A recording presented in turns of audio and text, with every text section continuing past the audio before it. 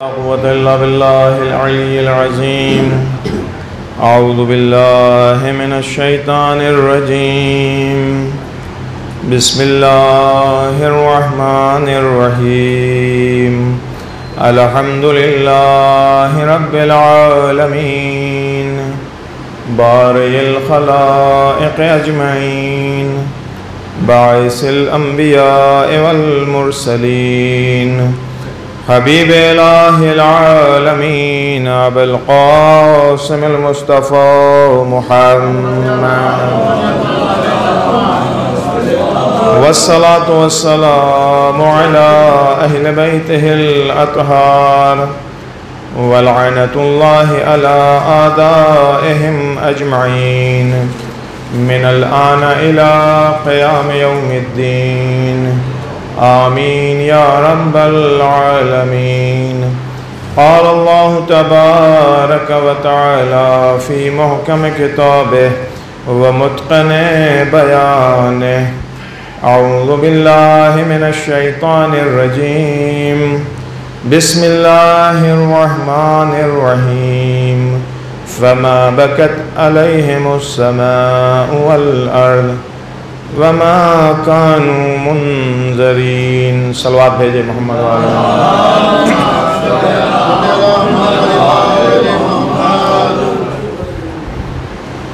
یہ مہینہ محرم کا مہینہ دو کلچر کے کمپیئر کا مہینہ ہے، تقابل کا مہینہ ہے. اور یہ تقابل کمپیئر کرنا یہ خود قرآنک کلچر ہے. قرآن مجید نے بے انتہا تاکید کی ہے اور فراوان آیتیں موجود ہیں قرآن مجید میں. لا یستوی اصحاب النار و اصحاب الجنہ. جہنمی لوگ اور جنتی لوگ ایکول نہیں ہیں، مساوی نہیں ہیں اور ہرگز ہو بھی نہیں سکتے ہیں. کمپیئر ہو رہا ہے یہاں پہ. یا هل يستوي الذين يعلمون والذين لا يعلمون. وہ لوگ جو جانتے ہیں اور وہ لوگ جو نہیں جانتے ہیں یہ مساوی ہیں. قرآن مجید کمپیئر کر رہا ہے. یا ایک دوسری آیت هل يستوي الأعمى والبصير. دیکھنے والا اور اندھا، اعمى کہتے ہیں اندھے کو، بصیر کہتے ہیں دیکھنے والوں کو. اندھا اور بینا دونوں برابر ہیں؟ نہیں. قرآن مجید کمپیئر کر رہا ہے، بتا رہا ہے. یا وہ آیت معروف سی ہے، نماز عید میں آپ لوگ سنتے ہوں گے اسے، قد افلح من زکاہا وقد خاب من دکاہا. جس نے اپنے نفس کو پاک کر لیا وہ کامیاب ہو گیا، راستگار ہو گیا، فلاح پا گیا. اور جو دسیسہ کاریوں میں، گناہ میں، خرافات میں مشغول رہا وہ نقصان اس نے اٹھایا، پیچھے رہ گیا، عاقبت برباد کیا ہے، خسران اور گھاٹا اس کو نصیب ہو رہا. قرآن مجید کمپیئر کر رہا ہے، مقایسہ کر رہا ہے ایک دوسرے سے.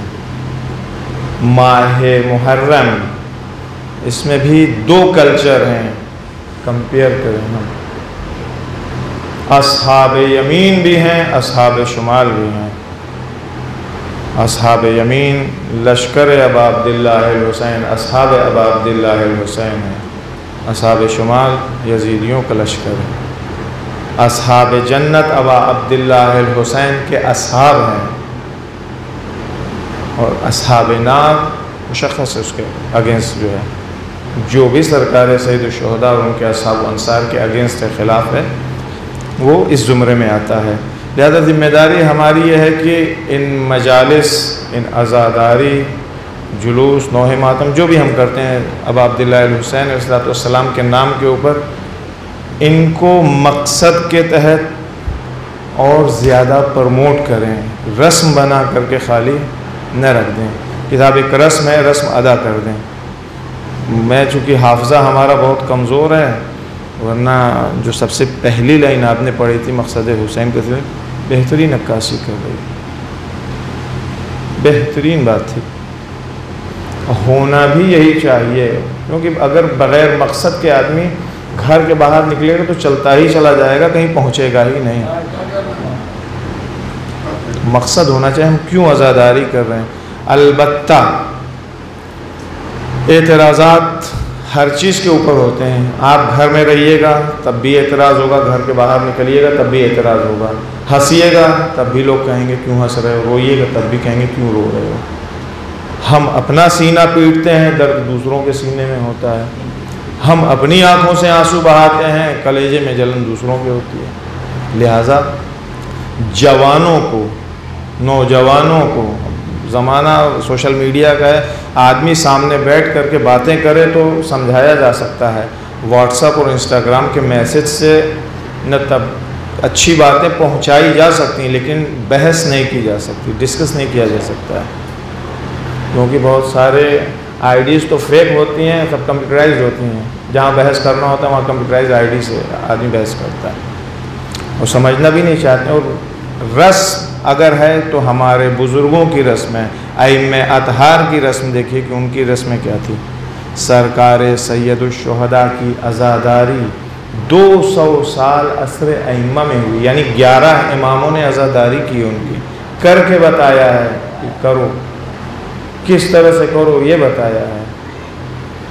علماء نے، ان کی سیرت میں ملتا ہے، مرحوم آیت اللہ العظمی مرعشی نجفی، خدا ان کی روح پر رحمت نازل کرے، انہی ایام عزاداری میں عشر اولیٰ میں ایک مرج تقلید ہے، بوڑھا ہے، 2 آدمی پکڑ کے لے کر کے چلتے تھے، اتنا سن رسیدہ آدمی لیکن لباس بدل کے، پھر اپنے آفیشیل یونیفارم میں نہیں، لباس بدل کے ایک جنرل باڈی کی طرح پبلک کے بیچ میں گھس کر کے دستے میں ماتم کیا کرتے تھے۔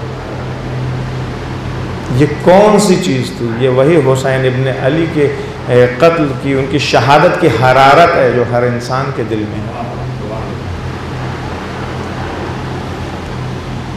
لوگوں نے اس عزاداری کو خاموش کرنا چاہا ہے، آج بھی کرنا چاہتے ہیں، لیکن یہ ذکر الہی ہے، کربلا ایک الہی قصہ ہے، تو جس قصے کا خدا ضامن ہے اسے کوئی مٹا نہیں سکتا ہے، یہ یاد رکھیے گا۔ آج کی گفتگو سمبندھ، رابطہ، بانڈ، صحیح، ہمارا رابطہ حسین ابن علی سے کس طرح سے ہے، یعنی کس طرح کے رابطے ہمارے ہو سکتے ہیں سرکار سید الشہداء سے۔ 4 طرح کے رابطے علماء نے بیان کیے ہیں۔ پہلا تو ایموشنل بانڈ ہے، احساساتی، عاطفی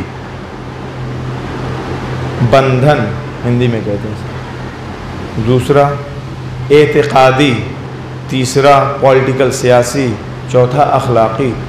گھبرائیے گا بھی نہیں، سب نہیں بیان کریں گے، صرف ایک ایموشنل کے اوپر گفتگو کر کے آج کی بات ختم کریں گے۔ اگر زندہ رہا تو اسی وقت 2 دن بعد مجلس ہوگی بسنت پور میں، وہاں اسی کو آگے ایکسٹینڈ کر دیا جائے گا۔ صلوات بھیجے محمد وعلی محمد۔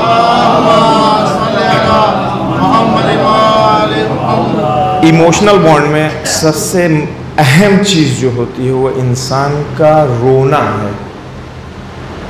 آدمی ایموشن میں آ کے ہنستا نہیں ہے۔ ایموشنلی اگر کوئی ہو رہا ہے تو کبھی کسی کو ہنستے ہوئے دیکھا، اگر آپ نے دیکھا ہو کوئی ایموشنلی سچویشن میں ہنس رہا ہو تو سمجھیں گے لوگ اس کا اسکرو ڈھیلا ہو گیا ہے، زیادہ اثر ہو گیا اس کے اوپر۔ آدمی روتا ہے، گریہ کرتا ہے، یہ بہت عظیم چیز ہے، اور کربلا سے یہ رونا اور یہ گریہ، یہ ایک دم اس کا چولی دامن والا ساتھ اٹیچ ہے بری طرح سے، اسے جدا نہیں کیا جاتا، وہ محاورہ ہے، سمجھے آپ۔ کربلا کے میدان، اچھا سوال یہ ہے کہ میں کوشش یہ کرتا ہوں کہ اپنی طرف سے کچھ نہ بولوں، اگر بات ہو تو یا قرآن کی ہو یا روایت کی ہو، تو ہم اپنے ہی ڈھرے پر چلیں تو زیادہ اچھا ہے، اپنے افکار دینے سے کوئی فائدہ نہیں، ہماری حیثیت کچھ نہیں ہے۔ قرآن مجید میں بھی اگر آپ دیکھیے تو اس یعنی ایموشنل بانڈ کے اوپر بہت تاکید ہے۔ پوچھئے گا وہ کہاں؟ جب دوران جاہلیت میں لڑکیوں کو پیدا ہوتے ہی زندہ بگور کیا جاتا تھا، دفن کیا جاتا تھا، قرآن مجید کیا کہہ رہا ہے؟ بِأَيُّ ذَنبٍ قُتِلَتْ، کیا گناہ تھا، کس گناہ میں انہیں قتل کیا جا رہا ہے؟ یہ ایموشن ہے یا نہیں؟ بِأَيُّ ذَنبٍ قُتِلَتْ۔ یا جناب یوسف کے معاملے میں جناب یوسف نے اپنے بھائیوں سے کیا کہا تھا؟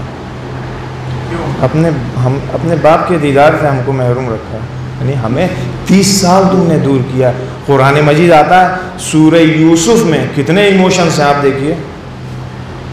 آپ لوگوں نے وہ سیریل دیکھا ہوگا یوسف پیغمبر، یعنی البتہ وہ ٹرانسلیٹڈ آپ نے دیکھا ہے، شاید ترجمے میں وہ روح نہ ہو، اگر اوریجنل زبان جس زبان میں وہ بنا دیکھتے آدمی کی آنکھ سے آٹومیٹکلی آنسو نکلتا دیکھ کر کے۔ خود قرآن مجید پروموٹ کر رہا ہے اس ایموشنل بانڈ کو۔ یہ وہ رابطہ ہے جو ہر انسان، ہر ذی روح میں پایا جاتا ہے، کوئی اس سے اپنے آپ کو نہیں بچا سکتا۔ رونے کی تاکید کتنی کی گئی ہے، آپ کے لیے کہہ رہا ہوں، نئی بات ہے، انشاءاللہ 100% نہیں سنی ہوگی، ٹھیک؟ سنیے، سیرہ ابن ہشام تقریباً 1000 سال سے زیادہ ہو گیا، یہ رسول اللہ کی اس سیرت کے اوپر کتاب ہے، لکھنے والا ابن ہشام تھا۔ اس کتاب کے اندر ابن ہشام نے 5ویں جلد میں یہ واقعہ نقل کیا ہے کہ رسول اللہ کے جد جناب عبد المطلب، ان کی 6 بیٹیاں تھیں، نام بھی سن لیجئے، صفیہ، عاتقہ، امیمہ، ام حکیم، برعہ، اروا، یہ 6 بیٹیاں تھیں۔ عبد المطلب نے ایک دن اپنی تمام بیٹیوں کو اپنی موت کے پہلے، جب ان کو احساس ہوا کہ ہمارا چلنے کا وقت ہو گیا ہے، اکٹھا کیا، کہا کہ تم لوگ رو ذرا ہم دیکھیں تم لوگ کیسے روتی ہو، کیونکہ میں یہ چاہتا ہوں کہ میری موت کے بعد تم لوگ رو، اور خواہش میری یہ ہے کہ میں اپنے مرنے کے پہلے اپنے اوپر تم لوگوں کو روتا ہوا دیکھنا چاہتا ہوں۔ عبد المطلب بیچ میں بیٹھے ہیں، بیٹیوں نے چاروں طرف سے ان کو حلقے میں لیا، اور اس کے بعد سے انہوں نے گریہ وزاری آہو بکا شروع کیا۔ انہوں نے کہا کہ الحمدللہ، یعنی خوش ہوئے کہ ہاں جب میں مر جاؤں تو میرے اوپر اس طرح سے رونا۔ اعتراض ہوتا ہے حضور، یہ مجلس ہر سال گھوم پھر کر کے وہی، اسی لیے کہا جاتا ہے مقصد کے تحت کام ہو تو سامنے والے کو جواب دیا جا سکتا ہے۔ جب دانت ہمارے باہر ہوں گے، ٹھار کے بعد ہم کریں گے، مجلس یہاں ہو رہی ہے، خود فیاض محسن دوسری جگہ باہر چوراہے پنچایت کرتے رہیں گے، تو سامنے والا اعتراض کرے گا ہی کرے گا۔ تو کب تک ہوگا، کیوں ہوگا؟ وہی گھسی پٹی باتیں ہر سال کی دہرائی جاتی ہیں۔ یہ دہرائی نہیں جاتی ہیں گھسی پٹی باتیں، یہ ہم بار بار تکرار کر کے ایک نسل سے دوسری نسل تک منتقل کرتے ہیں، کیونکہ کربلا اگر مقطعی ہوتا، کسی خاص زمانے سے محدود ہوتا، تو ٹھیک اسی طرح سے ہوتا کہ 5 سال پہلے میرے باپ کا انتقال ہوا، 40واں ہم نے کر لیا، 1 سال پہ بھرتی کر لیا، اس کے بعد سے ختم، پھر شب برات میں ابا یاد آئیں گے فاتحہ پڑھنے کے لیے، اور فاتحہ پڑھ لیا، اگربتی موم بتی جلا لیا قبر پہ، اس کے بعد سے بھول گئے کیسے اماں کیسے ابا۔ لیکن یہ کمال ہے اور یہ معجزہ ہے ذکر حسین کا کہ کسی طرح کا بھی کوئی غم ہو، انسان ذکر حسین کرتا ہے، دہراتا ہے اپنا غم بھلانے کے لیے۔ زیادہ ضروری ہے کہ ہمیں ان باتوں کی طرف بھی، اعتراض کرنے والا اعتراض کرے، آپ کہیے بھائی تمہارے لیے تمہاری نگاہ میں کس چیز کی اہمیت ہے؟ قرآن مانتے ہو؟ کوئی مشرا جی شرما جی آ کے اعتراض نہیں کرتے ہیں، اعتراض وہی کرتا ہے جو سب سے بڑا پرچم دار ہے توحید ہوتا ہے۔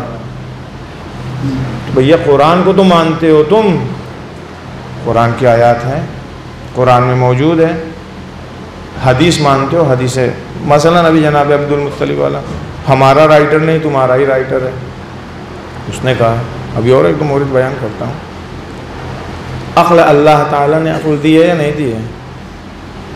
انسان کے اوپر جب کوئی مصیبت پڑتی ہے، انسان محزون ہوتا ہے، غمزدہ ہوتا ہے، تو آنسو ہی تو بہاتا ہے، ٹھہاکے تھوڑی لگاتا ہے۔ تو عبد المطلب کا یہ رہا۔ اب یہ آیت جو سرنامہ کلام میں نے پڑھی، فما بکت علیہم السماء والارض، کہ نہ آسمان رویا ان کے اوپر نہ زمین روئی، وما کانوا منظرین، ان کو مہلت دی گئی۔ کون لوگ ہیں؟ کن کے لیے کہا جا رہا ہے؟ جناب موسیٰ کی قوم میں کچھ تھے طغیان گر، آشوب گر، موت آئی، زمین پڑی رہی، جائیداد رہ گئی اسی دنیا میں، مال و دولت اسی دنیا میں رہ گئی، محل کاخ ان کے سب اسی دنیا میں رہ گئے، خود اس دنیا سے رخصت ہو گئے۔ ایسے لوگوں کے اوپر نہ آسمان رویا نہ زمین روئی، نہ ان کو مہلت دی گئی کہ ان چیزوں کا کچھ حساب کتاب کر لو۔ امیر المومنین علی بن ابی طالب علیہ السلام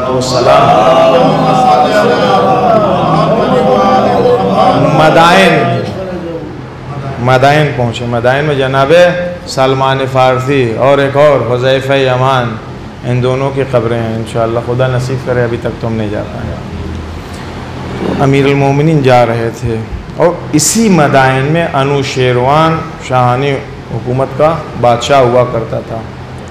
اس کا ایک بہت بڑا قصر، بہت بڑا محل تھا۔ حضرت جا رہے تھے، ان کے ساتھ ایک شاعر صاحب بھی تھے۔ جیسے ہی اس نے دیکھا اس محل کو، لگا شعر پڑھنے، فوراً حضرت نے ٹوکا، شعر کیوں پڑھ رہے ہو؟ کہا میں دیکھ رہے ہیں آپ محل کتنا اچھا ہے۔ کہا پڑھنا ہے تو قرآن پڑھو۔ کہا سرکار کون سی آیت پڑھیں؟ کہا یہی والی، فما بکت علیہم السماء والارض، کہ ان کے اوپر نہ آسمان رویا نہ زمین روئی، نہ ان کو مہلت دی گئی۔ لیکن اسی کے اپوزٹ آئی ہے، کوفے میں امیر المومنین سلام اللہ علیہ موجود ہیں۔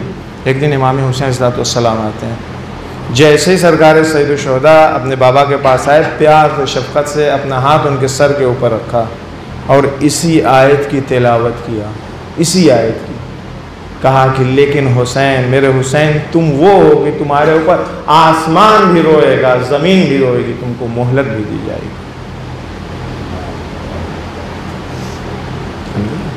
یہ عزاداری یوں ہی پھوکٹ کی چیز نہیں ہے کہ ہم ضائع کر دیں، اس کو بچانا ہمارے، عزاداری بچانے کا مطلب خالی حسین حسین کر لینا نہیں ہے، مقصد حسین کو بچانا ہے۔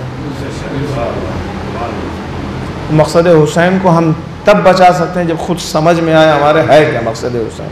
مقصد حسین خالی گیدرنگ کر لینا، بعد میں کچھ کھا پی لینا، انتظام کر لینا، چلے جانا، یہ نہیں۔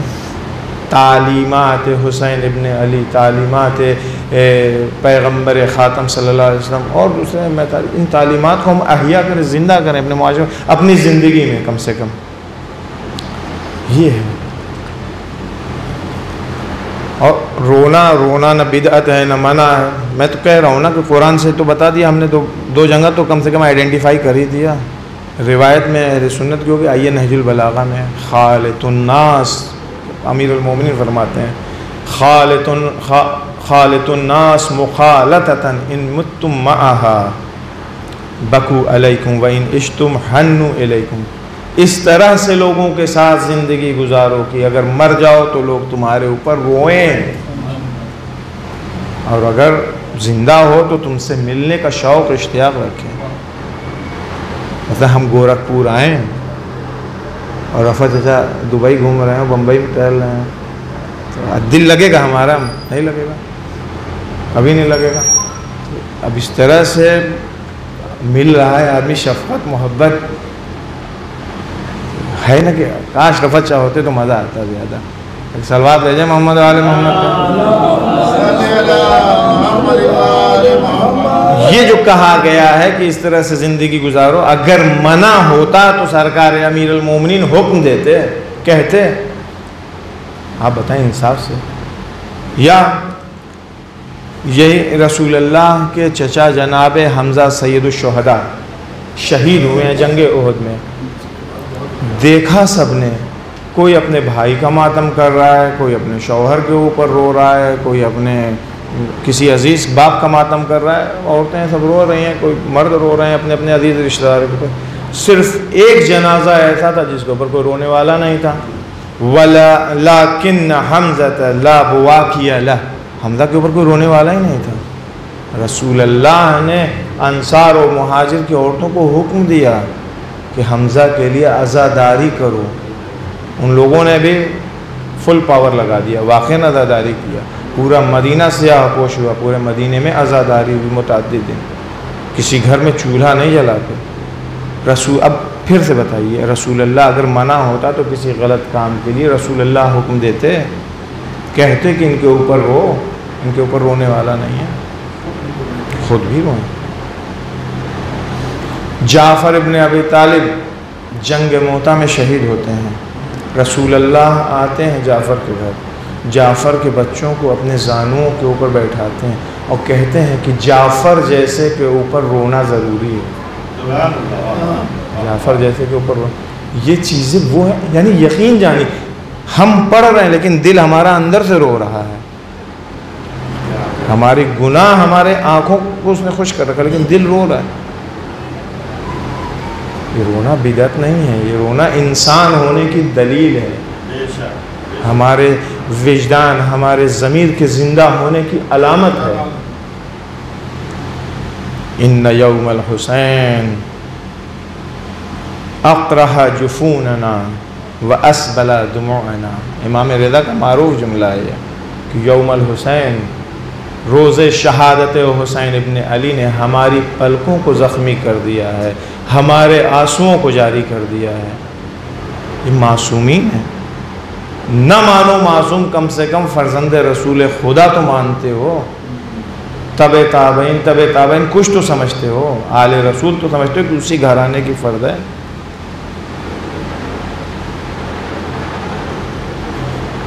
کسی بھی چیز کے لیے، کسی بھی چیز کی اوریجنلٹی، اصالت اگر سمجھنی ہے یہ صحیح ہے یا نہیں، تو 2 ہی 3 4 راستے ہیں اس کے لیے، اور یہ چیز شریعت میں اپلائی ہوتی ہے ہر چیز کے اوپر۔ سب سے پہلی چیز تو معصوم خود حجت ہے، وہ اگر ڈائریکٹ کسی چیز کو کہہ رہا ہے تو یہ ہمارے لیے حجت ہے، پھر نو آبجیکشن کا بورڈ لگا ہے، اس کے بعد ہم اعتراض نہیں کر سکتے، مگر یہ کہ ہم ان کو معصوم ہی نہ مانیں، وہی معصوم اگر مانتے ہیں تو پھر نو آبجیکشن۔ دوسرا راستہ، معصوم کسی عمل کو انجام دے، پریکٹیکل ہمارے سامنے کریں، مثلا امام باقر علیہ السلام نے وضو کیا، پانی منگوایا، السلام علیکم، ایک صلوات بھیجیں، پانی منگوایا، کہا کہ پانی لاؤ وضو کرتے ہیں، وضو کرنے کے بعد سے کہا کہ اس طرح سے رسول اللہ وضو کیا کرتے تھے، یا صادق آل محمد نے 2 رکعت کھڑے ہو کر کے نماز پڑھا، پھر کہا کہ اس طرح سے رسول اللہ نماز پڑھتے تھے۔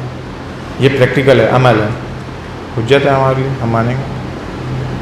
تیسری چیز تقریر کہتے ہیں امام کے مسمع، یعنی امام کے سامنے یا کسی بھی معصوم کے سامنے آپ کوئی عمل انجام دے رہے ہیں اور امام منع نہ کریں تو یہ تائید کی مہر لگاتی ہے اس کے اوپر، جی صحیح، کیونکہ اگر غلط ہوتا تو امام کے اوپر شرعی ذمہ داری تھی کہ فوراً ٹوک دیتے، منع کر دیتے۔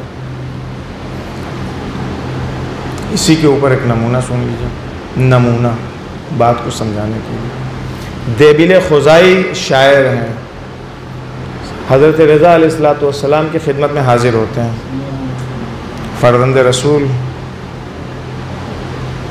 آیا ہوں، دیبل شاعر اور کچھ ہے، ہاں مولا لکھا ہے، کرسی لگائی گئی، پردہ لگایا گیا، خواتین پردے کے پیچھے، دیبل ممبر کے اوپر، مامون عباسی کے بھی وزیر و وزراء، انتری منتری وہ سب بھی آ کر کے بیٹھے۔ دیبل نے، اور یہ 1000 سال پہلے کی بات ہے، آج کی بات نہیں، 1000 سال پہلے لکھا گیا ہے، 1000 سال پہلے کی کتاب میں یہ لکھا ہوا ہے، افاطم لو خلت الحسین مجدلا وقد مات عطشانا بشط فرات، پڑھنا شروع کیا دیبل نے مرثیہ۔ بی بی زہرا اگر آپ ہوتی فرات کے کنارے تو دیکھتی کہ آپ کے لال کو لب تشنا شہید کر دیا گیا۔ پڑھ رہے ہیں، اگر آپ ہوتی تو آپ بھی اپنے سر و صورت کو پیٹتی اپنے بیٹے کی مظلومیت دیکھ کر کے۔ اگر یہ رونا، یہ سینہ پیٹنا، ماتم کرنا ممنوع ہوتا تو حضرت رضا علیہ السلام کی ذمہ داری، کیونکہ ہم آرام سے بیٹھ کر کے سن رہے ہیں، دیوبل نے جب پہلا مصرع پڑھا تو آہو بکا کی آواز انہوں نے، سر و سینہ لوگ پیٹ رہے تھے بیٹھ کر کے۔ حضرت رضا کی ذمہ داری تھی سلام اللہ علیہ کی کہ دیوبل خاموش ہو جاؤ، یہ کیا کہہ رہے ہو تم، یہ کام جائز نہیں ہے۔ لیکن خود حضرت رضا سلام اللہ علیہ بھی گریہ کر رہے تھے، رو رہے تھے، وہ بھی اپنا سر و صورت پیٹ رہے تھے۔ یہ باتیں اس لیے بتا رہا ہوں کہ آپ بھی بازار میں رہتے ہیں، ہم بھی بازار میں رہتے ہیں، ہمارا بھی ملنا جلنا آپ سب کا، اور ہنسی مذاق میں دوست احباب ہی کبھی اعتراض کرتے ہیں تو کوئی ایک چیز بھی یاد رہ جائے گی تو آپ جواب دے سکتے ہیں، کوئی ایک چیز بھی یاد رہ جائے گی تو ہم جواب دے سکتے ہیں۔ پھر کتنی پیاری بات ہے، دیوبل نے مرثیہ ختم کیا امام رضا علیہ السلام۔ اب تو خطیب مجلس پڑھتا ہے تو پیکٹ ملتا ہے اس کو لفافہ، اور البتہ یہ بڑی بری بیماری معاشرے میں رائج ہو گئی، کاش بانی مجلس اور خطیب مجلس دونوں اپنی اپنی اصلاح کر لیتے تو ثواب واقعاً کئی برابر ہو جاتا۔ بیماری دونوں طرف سے ہے، بانی کو کوئی ہائی پروفائل چاہیے، نام و نمود والا، نہ اس کے اندر تقویٰ دیکھے گا، نہ اس کا علم دیکھے گا، نہ پرہیزگاری دیکھے گا، کچھ بھی نہیں ہے۔ اور خطیب کو بھی بانی کو خوش کرنا ہے، نہ اس کی نگاہ میں اللہ ہے، نہ رسول اللہ ہے، نہ صدیقہ طاہرہ۔ تو جیسا دال بھات ویسا فاتحہ والا معاملہ چل رہا ہے۔ حضرت رضا علیہ السلام نے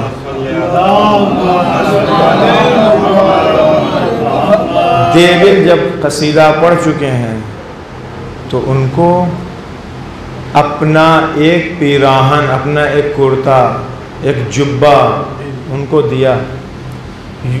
یعنی اب اگر مجھے کوئی اپنا پہنا ہوا کپڑا دے، بتائیے آپ، گفٹ کر دے کہ صاحب یہ مطلب میں اس کپڑے میں، یہ میرا احرام کا لباس ہے، تب بھی مجھے برا لگے گا، یار یہ تو یوز چیز دے رہا ہے ہمیں، اتنے تو ہاں پہنی ہوئی توہین کر رہا ہے ہماری، دینا تھا تو نیا خرید کے دے دیتے۔ لیکن دیوبل خزائی کو جب حضرت رضا نے اپنا پیراہن دیا تو کہا کہ دیوبل اس پیراہن میں نے 1000 رکعت نماز پڑھی ہے، 1000 نماز شب اس کے اندر پڑھی ہے۔ یہی نہیں ہے، اس کے اندر 1000 ختم قرآن کیا اس لباس کو پہن کر کے۔ کتنا مبارک کپڑا تھا۔ دیوبل بھی چالاک آدمی تھا، اپنے کفن کے لیے بچا کے لے جا رہا تھا، راستے میں کچھ گرا کٹ مل گئے تھے، بہت بڑے دیندار ٹائپ کے، جو سو کارڈ دیندار ہوتے ہیں، چھین چھان لیے اس سے، بیچارہ کچھ نہ ملا۔ خیر غنیمت یہ تھا کہ حضرت رضا علیہ السلام نے اس پیراہن کے ساتھ ساتھ ایک بمپر گفٹ پیک بھی اس کو دیا تھا۔ اب اس کے اندر کتنا تھا نہیں معلوم۔ ایک صلوات بھیجے محمد۔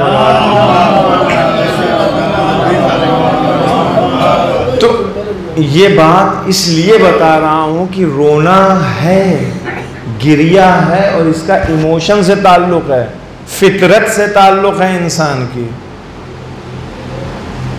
علامہ مجلسی نے بہار الانوار میں 5ویں جلد میں جناتوں کے اشعار نقل کیے ہیں جو انہوں نے سرکار سید الشہداء کی عزاداری سے ریلیٹڈ، انہوں نے جنات بھی اشعار کہتے تھے۔ صلوات بھیجیے تو ہم آپ کو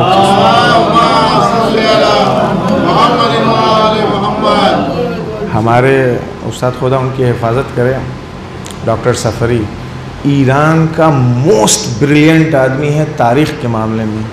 یہ اس لیے نہیں کہہ رہا ہوں کہ میرے استاد ہیں، یعنی واقعاً وہ 110% استاد ہے۔ انہوں نے ایک بار کلاس میں اس بات کو بتایا تھا کہ جناتوں کی مجلس کا واقعہ سنایا کہ ایک ٹیکسی ڈرائیور نے ایک دن، ایک جو مداح ہوتے ہیں، روزہ خوان ہوتے ہیں وہاں پہ مصائب پڑھنے والے، تو ایک دن کوئی معروف یا غیر معروف جو بھی روزہ خوان ٹیکسی ڈرائیور نے سوار کیا، کہا کہ ایک جگہ مجلس ہے، آپ پڑھ دیجئے گا کر کے روزہ خوانی کر دیجئے گا۔ کہا ہاں، کہاں ہے؟ کہا کہ وہ ہم آئیں گے خود لینے کے لیے آپ کو۔ خیر وہ سب طے تمام ہو گیا، وہ لے کے آیا ٹائم کے اوپر، یہ لے کر کے گئے جنات، وہ ٹیکسی ڈرائیور تھا، گئے تو دیکھا کہ ایک عجیب و غریب خرابے جیسی جگہ، کہا یہیں پڑھنا ہے، کہا یہاں تو کوئی نہیں، کہا آپ پڑھیے آپ اپنے کام پہ. کہا اس نے پڑھنا شروع کیا اور آہو بکا نالو شیون کی آواز بلند ہوئی، اور اچانک سے آواز، اچھا یہ تو ایک پازیٹیو پوائنٹ ہے، اب نگیٹو پوائنٹ ہے، آہو فوگا نالو شیون ہوتا، اچانک سے جو ہے یہ بھی جس کو کہیے گرم ہو گئی مجلس، شروع ہو گیا، روتے روتے سب اچانک خاموش، کہیں کوئی آواز ہی نہیں، پورا زور اس نے لگایا. خیر چلتے وقت جو بھی پیکٹ لفافہ ملنا تھا وہ ڈرائیور نے ان کے حوالے کیا، لے کے آیا پسند، کہا کہ یار یہ بتاؤ معاملہ کیا ہے، تم کھلے آسمان کے نیچے ہم سے ایسے کھنڈہر میں لے جا کے پڑھوا رہے تھے.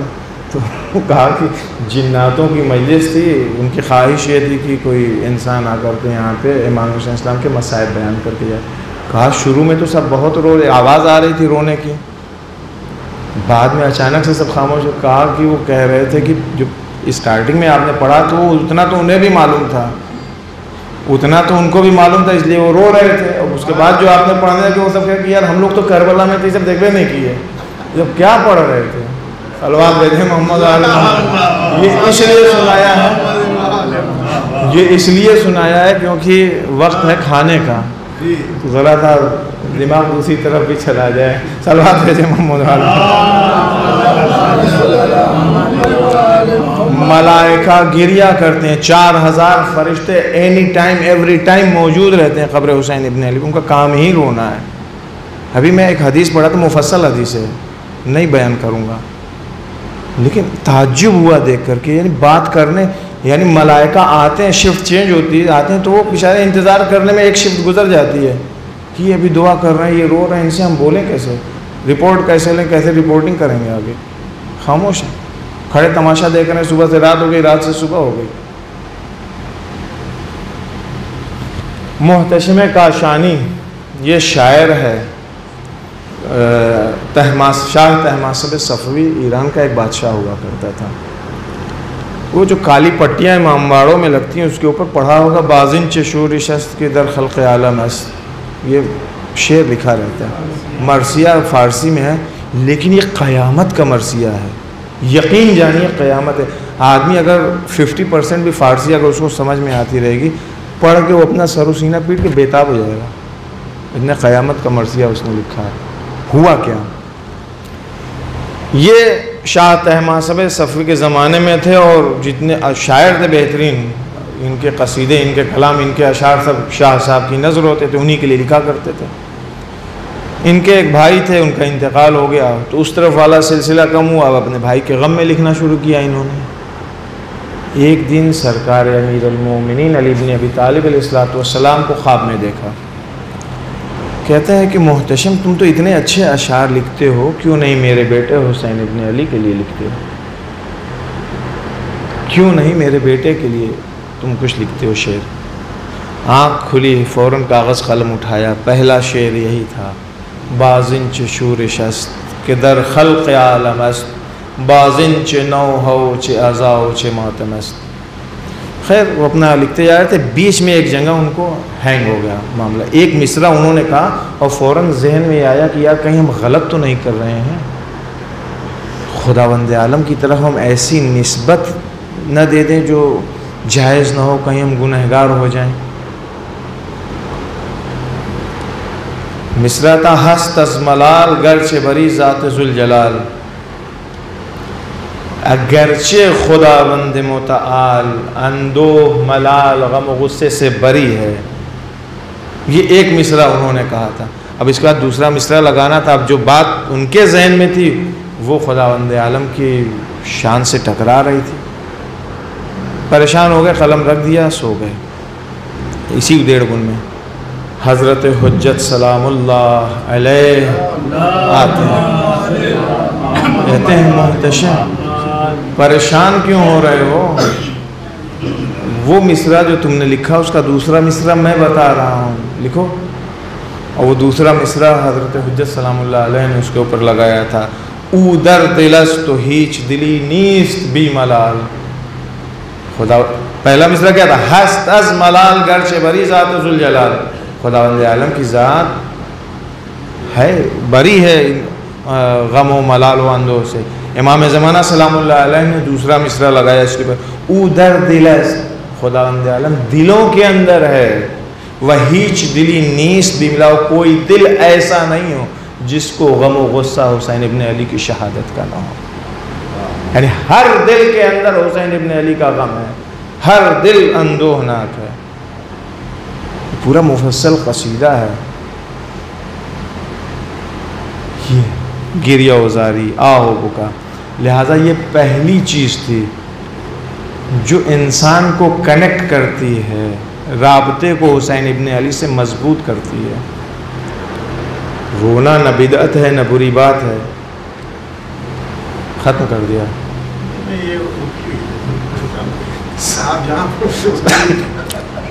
سلوات بھیجے محمد۔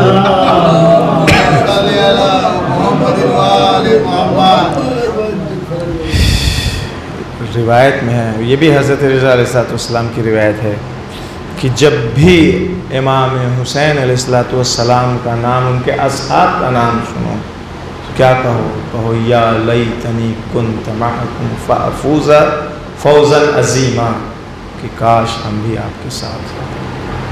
اور جب یہ کہے گا انسان تو شہدائے کربلا کے ساتھ محشور ہوتا ہے۔ یہ بڑی چیز نہیں ہے مونا بھائی، یاد ہے ہمیں، ہم زیارت وارثہ پڑھتے ہیں ہر شب جمعہ، جب بھی کہے لفظ حسین آئے، جب بھی اصحاب حسینی تذکرہ فوراً کہہ دی یا لیتنی کنت معکم، ہم بھی محشور ہو سکتے ہیں ان کے ساتھ۔ مسمع ابن عبد الملک سے امام صادق علیہ السلام نے کہا تھا کہ اے مسمع، تم ہمارے حسین کے اوپر گریہ کرتے ہو، روتے ہو؟ تو اس نے کہا جی کبھی کبھی روتا ہوں۔ امام نے کہا تم کو پتہ ہے کہ جو شخص حسین ابن علی کے اوپر آنسو بہاتا ہے، روتا ہے، گریہ کرتا ہے، تو عزرائیل موت کا فرشتہ اس شخص کے اوپر مہربان ہوتا ہے۔ عزرائیل کسی کا دوست نہیں ہے، رشتہ داری نہیں ہے، نام سے ہی روح نکل جاتی ہے، نکالنے کی ضرورت ہی نہیں پڑتی۔ لیکن اگر حسین ابن علی کے اوپر انسان روتا ہے، گریہ کرتا ہے، رویا کرو تم بھی، تاکہ جب نکلنی تو تب کی ایک دن ہے، جس دن نکلے اس دن عزرائیل مہربان رہے، سختی سے روح نہ نکلے، کیونکہ وہ بہت سخت مرحلہ ہوتا ہے، بہت سخت مرحلہ ہوتا ہے۔ باقی جو 3 اٹیچمنٹ ہیں، بانڈس ہیں، وہ انشاءاللہ 2 دن بعد کی مجلس میں۔